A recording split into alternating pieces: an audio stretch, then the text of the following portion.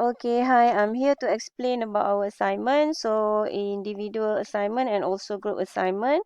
Individual assignment, saya jelaskan sekali lagi. Saya nak yang simple sahaja. Cuma you have to follow this instruction. Okay, instructionnya adalah, saya dah bagi topik kat sini. I'm giving you 3 topics. Tapi you only have to choose only one. So, choose only one topic from these 3 topics available. Okay, dan create a report review, provide your own opinions and also any other information that you can actually obtain, no matter from internet or and so on. Even it's from newspaper and so on, you boleh masukkan kat situ. Tapi make it simple, 1 hingga 3 pages only. Tak panjang lah. So, maknanya, you have to choose, contoh, kalau topik A ni, check clearing in the 21st century. So, you have to explain and also ceritakan pasal proses clearing check yang berkait dengan undang-undang dan legal aspect banking di Malaysia as well. Okay. So, maknanya you have to explain about the changes yang berlaku lah in the process of clearing the check in Malaysia and kaitkan dengan undang-undang yang you dah belajar dalam chapter 1 and 2. Anything yang relates to the check lah, check clearing. Okay.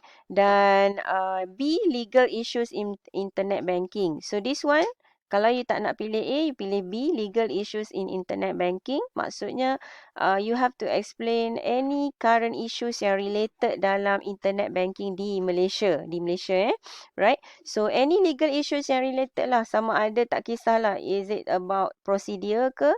Is it about scammer ke? Dan sebagainya, you boleh ceritakan dan kaitkan dengan legal yang ada di Malaysia. Apakah akta-akta yang ada yang dapat melindungi lah, yang dapat protect customer in terms of legal issues in internet banking.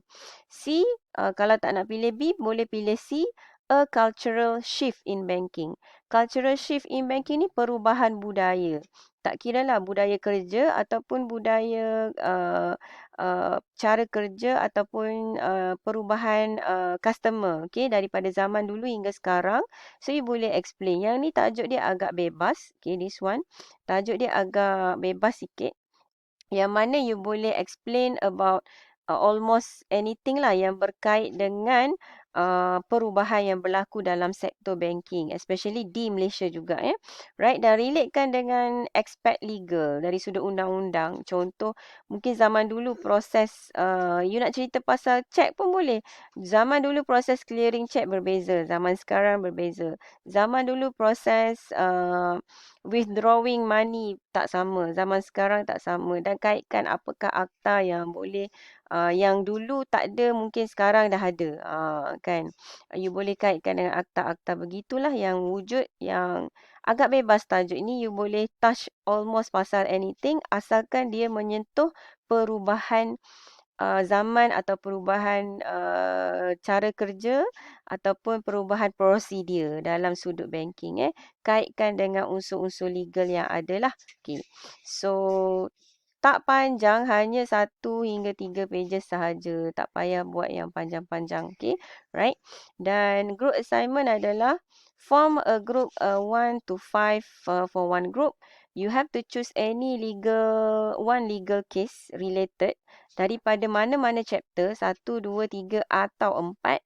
Okay, 1, 2, 3 or 4 and give a simple review berdasarkan kes tersebut. Cerita pasal kes tu sahaja.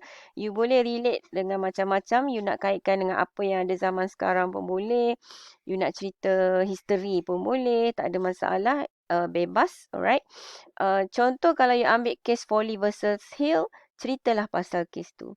Kalau you nak ambil kes Ladbrokes and Company versus Stott, cerita apa yang berlaku dengan kes Ladbrokes Company versus Stott, dan undang-undang apa yang berkait dengan yang relate. Contoh, kalau kes Ladbrokes and Company versus Stott ni berkait dengan apa? Contoh, adakah berkait dengan hubungan antara customer dan bank dan sebagainya. Ataupun kes Lloyd versus Bundy. Ini daripada chapter 1 pun ada, chapter yang keempat pun ada. So, you boleh relate. Apakah isu yang berkait dengan Lloyd versus Wandi, is it issue bank fiduciary duty dan sebagainya. So you boleh relatekan dengan kes tersebut. Okay. Dan present lah kes tersebut. Okay, dalam bentuk presentations, right? Dan forms a kind of video, right? So itu saja untuk our assignment. So good luck.